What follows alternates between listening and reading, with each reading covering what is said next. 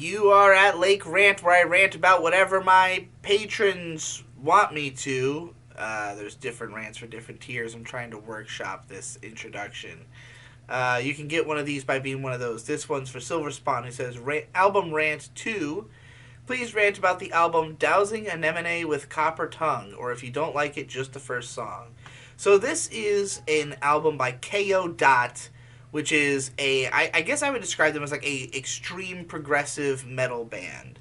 But not along the lines of like Opeth, who really go the route of very structured sounding songs that, are all about their distinctive parts and big epic builds and, solos and stuff like that. Ko Dot's music is discordant and chaotic and difficult at times. I mean, it balances between, like, again, soft and dark. It's similar to Opeth in that regard, in that, there's passages where it's slow and ethereal, and then it just gets into like, grinding mayhem.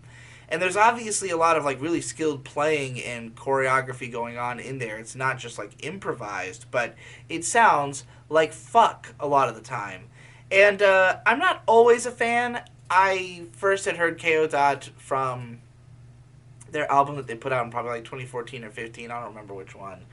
And I really liked the track Thief on there, which was itself just total swirling fucking madness.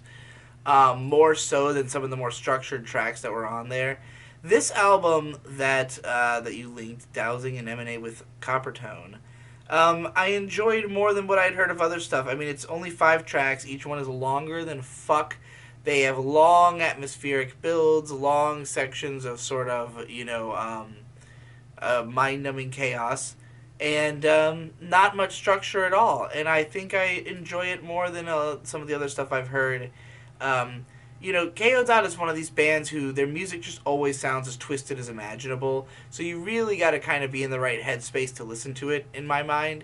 Like, I tend to listen to music more passively and in the background.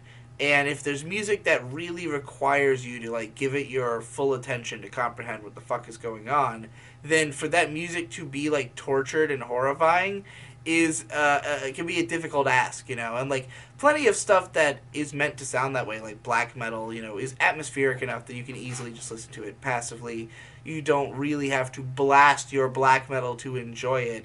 And even then, there's some people who just blast their music even when it's just playing in the background. But like something like Ko Dot, an album like this, a little bit easier to listen to. Some of their other stuff, just too much to have on in the atmosphere.